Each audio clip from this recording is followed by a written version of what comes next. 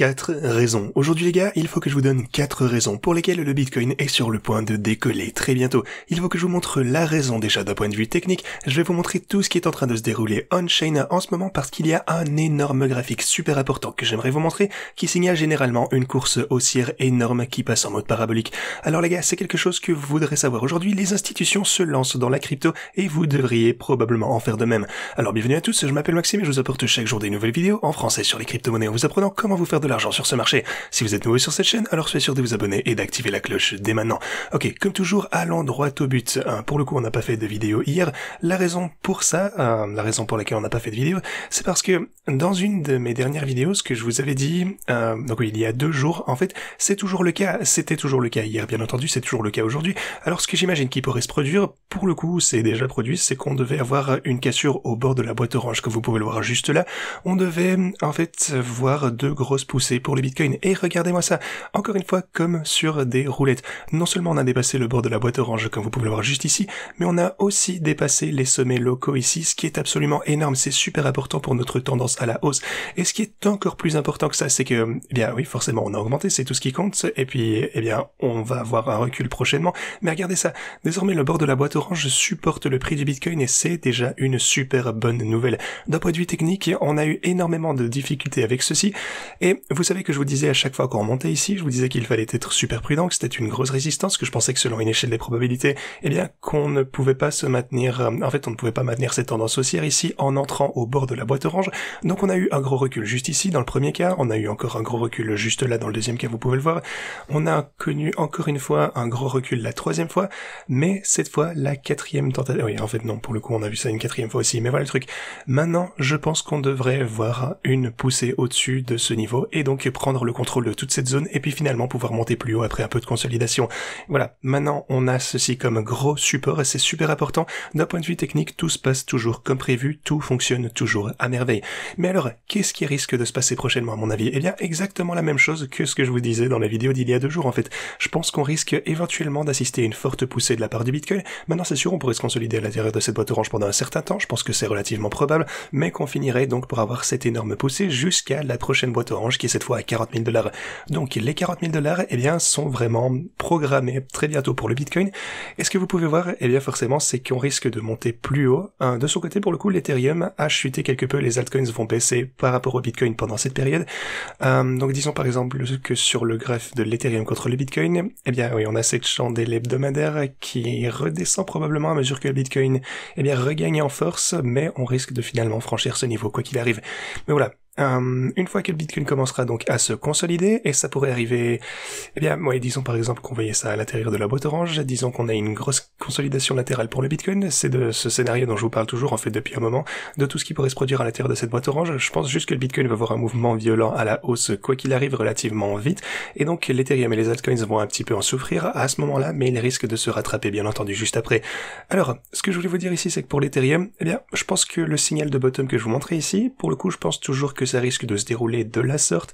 Donc, je pense que d'ici, disons 2-3 semaines, quelque chose comme ça, on risque de voir des mouvements paraboliques de la part de l'Ethereum, ce qui entraînera également des mouvements paraboliques pour les altcoins, comme je vous l'expliquais.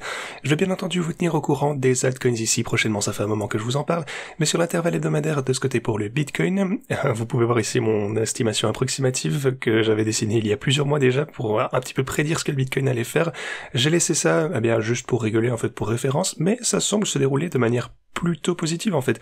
Maintenant, une petite mise en garde, c'est que je pense que le Bitcoin va surpasser ce que j'ai dessiné sur ce croquis pour le coup. Alors là, c'était juste encore une fois une petite prédiction, mais lorsque cet ETF sera approuvé, ce qui risque de se produire très probablement vers janvier, eh bien je pense qu'à ce moment, on va avoir une grosse poussée en fait. Quoi qu'il en soit, on va remonter, ça pourrait se passer comme ceci, mais voilà, sachez simplement qu'il y a ce facteur inconnu.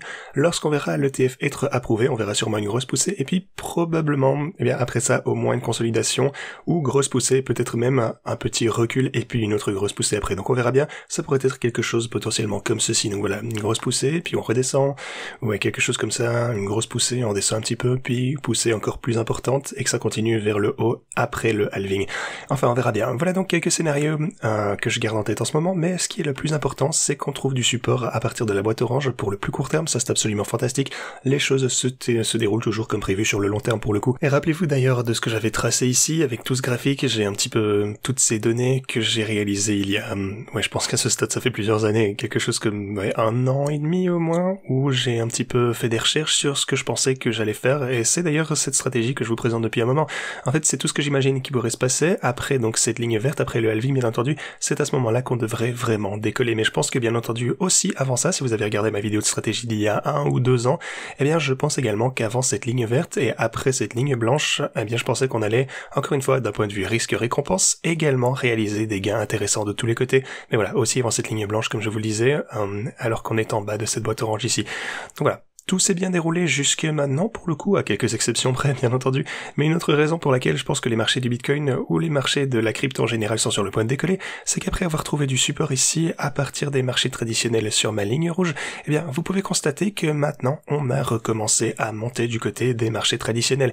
Et cet argent, eh bien, une fois que la crypto commence vraiment à dépasser son précédent all-time high et commence à avoir des gains de malade, une grande partie de l'argent qui provient des marchés originellement traditionnels va être acheminé vers le Bitcoin et vers les altcoins. C'est toujours le scénario à partir duquel je me prépare, mais maintenant avant de vous parler d'autres raisons majeures pour lesquelles je pense qu'on va avoir une grosse poussée pour le Bitcoin, jetons tout d'abord un coup d'œil à la façon dont mes bots se sont comportés.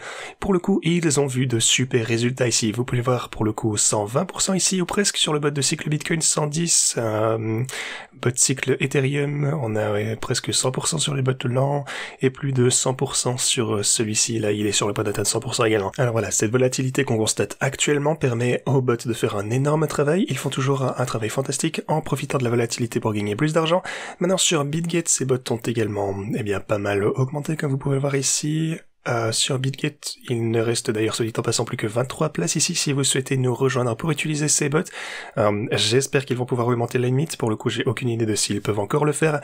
Mais voilà, si vous souhaitez avoir l'opportunité de participer avec nous, assurez-vous de suivre les instructions que je vais vous montrer très bientôt. Mais oui, tous les bots ici se portent très très bien jusqu'à présent, donc super nouvelle. Maintenant, si vous souhaitez utiliser vous-même ces stratégies de trading, pour le coup sur OKX, premièrement, rendez-vous en description de cette vidéo. Regardez tout d'abord la vidéo tuto en haut de la description pour comprendre de quoi il s'agit et être bien formé. Mais si vous ne voulez pas faire ça, juste utiliser les bots immédiatement, alors descendez, vous pouvez utiliser par exemple OKX et BitGet. Pour le coup, je préfère OKX, vous pouvez ici réclamer jusque 60 000 $, et cliquez sur ce lien pour vous inscrire maintenant et vous serez éligible au bonus. Et puis en un seul clic, dans la description, vous pouvez configurer chacun de ces bots de trading. Sinon, sur BitGet également, si vous ne parvenez pas à utiliser OKX, vous pouvez utiliser BitGet, vous aurez jusqu'à 8 400 $. Rendez-vous en description de cette vidéo, inscrivez-vous en utilisant ce lien, réclamez les bonus, et puis une fois que vous avez cliqué sur ce lien et que vous êtes éligible pour réclamer vos bonus, vous pouvez descendre un petit peu plus bas dans la description, cliquez ici et ça vous ramènera à cette page. Abonnez-vous, puis choisissez le bot que vous souhaitez utiliser. Ok, voilà. Ceci dit, voilà, les bots font toujours un travail fantastique, mais une autre news dont je voulais vous parler, enfin plutôt c'est le fait que les cycles de crypto les plus paraboliques ont été alimentés par une énorme pression de Tether. Donc, vous pouvez voir que ici c'est l'histoire du USDT et j'aimerais repasser à un time frame plus récent. Si vous regardez par exemple, attendez, laissez-moi voir, si vous regardez la course haussière de 2021 par exemple, vous pouvez voir que du Tether a été imprimé à hauteur de 4 milliards de $, enfin passé de 4 à 83 milliards de $, ce qui est absolument dingue combien de USDT ont été imprimés en pas trop longtemps.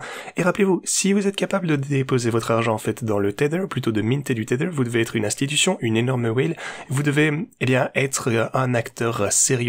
Et c'est ainsi que le USDT est créé en fait, et lorsque les grandes institutions déposent de l'argent sur le compte bancaire de Tether, et donc qu'elles permettent de minter des USDT, de les créer simplement pour utiliser ça, pour acheter. Mais en fait, regardez ça, regardez ici, là on est entré dans le marché baissier, les gens ont recommencé à racheter du Tether, donc l'offre de USDT a diminué, mais regardez ça, depuis janvier de 2023, en fait le Tether est devenu, en fait il est passé en mode plus ou moins parabolique, comme vous pouvez le voir, regardez ça, et surtout récemment d'ailleurs, regardez juste les dernières semaines, par exemple à partir de septembre, où on a essentiellement imprimé à la hauteur de 4 milliards de $ en USDT. Attendez, est-ce que c'est chaque semaine? Non, chaque mois, ok, j'exagère un peu. Mais voilà, fondamentalement, depuis plus ou moins 2 mois, on dispose d'une nouvelle offre de 6 milliards de dollars en USDT. Et ça alimente bien entendu le rallye actuel pour le coup. Et c'est typiquement ce qu'on voit dans les grandes courses à la hausse. Maintenant, la deuxième raison, en fait je voulais vous montrer ceci. Outre le Tether, vous pouvez voir que les institutions en général, les institutions déposent davantage d'argent dans la crypto. Vous pouvez voir d'ailleurs les entrées hebdomadaires. Et c'est quelque chose que je vous ai déjà montré précédemment d'ailleurs. Mais voilà, les entrées continuent ici d'être à la hauteur pour le Bitcoin. On a de plus en plus d'argent qui arrive vers la crypto. Et aussi d'ailleurs, qui est en train d'acheter? Si vous regardez un peu la relation entre Bitcoin et Tether, vous pouvez voir que certaines des plus grosses whales du USDT, en fait les 100 plus grands holders de Tether, pour le coup les adresses vérifiables on-chain, ont ajouté 1,67 milliard de dollars au cours des 6 derniers mois. Alors, si ceci se poursuit, si cette tendance continue, alors un Bitcoin aux 40 000 dollars approche à grands pas, et je vais vous montrer pourquoi. Ce que vous pouvez voir ici, c'est que en août, les whales ont commencé à se débarrasser de leur Tether, en fait, de dumper, et le prix du Bitcoin a augmenté. Donc, ils utilisaient leur Tether pour acheter du Bitcoin. Maintenant, on constate une divergence en ce moment. On ne voit plus vraiment ça se produire autant en ce moment, mais ce n'est qu'une question de temps, bien entendu, jusqu'à ce que ça change complètement. Et lorsque le Bitcoin recommencera à augmenter, ici, pour le coup, je ne serais pas très surpris si on voit également ce stablecoin approvisionner les whales. Donc, simplement, en fait, qui dumperait leur Tether pour acheter du Bitcoin. Donc voilà, on est sur le point de voir quelque chose comme ceci, c'est généralement ce qui se passe dans les bull runs, et vous pouvez voir que ça s'est passé ici en août, ainsi que de ce côté, donc gardons un œil attentif là-dessus. Et pas seulement ça d'ailleurs, si vous regardez les hodl waves du Bitcoin, qui nous montrent essentiellement, lesquelles personnes hold détiennent leur Bitcoin en ce moment, lesquelles personnes vendent leur Bitcoin, en bas ici sur le bottom, vous pouvez voir ces couleurs qui vous montrent essentiellement les nouveaux détenteurs, en fait les nouveaux arrivants, les holders entre 6 et 1 an, vous avez aussi 1 à 2 ans, et puis en haut vous avez les personnes qui gardent leur Bitcoin depuis plus de 10 ans, ou plutôt combien de parties de l'offre du Bitcoin n'a pas été touchée depuis plus de 10 ans, voilà, c'est plus précis comme ça.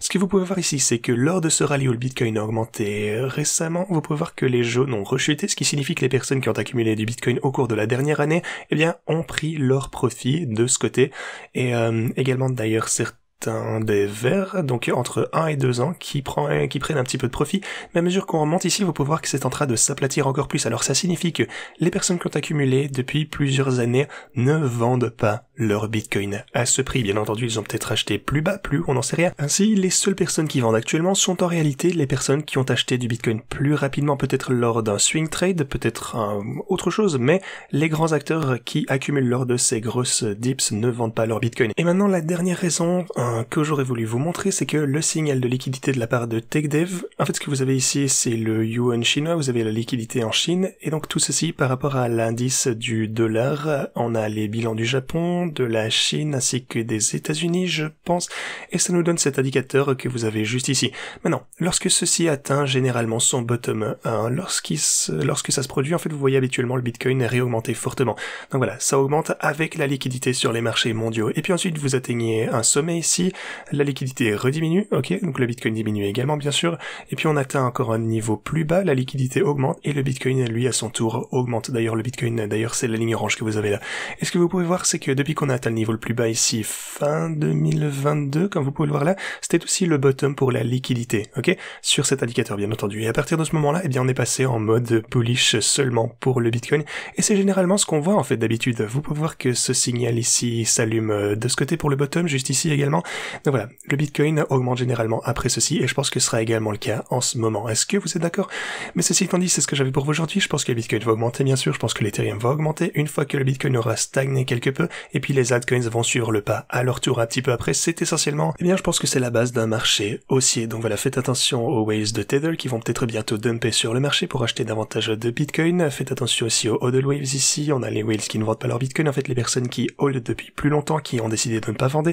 On a aussi la liquidité, oui, le signal de la liquidité de ce côté. Voilà, mes bots, profitent toujours de cette volatilité, on continue à gagner de l'argent ensemble dans ce bull run. Ceci dit, merci d'avoir regardé cette vidéo, et moi je vous dis à la prochaine.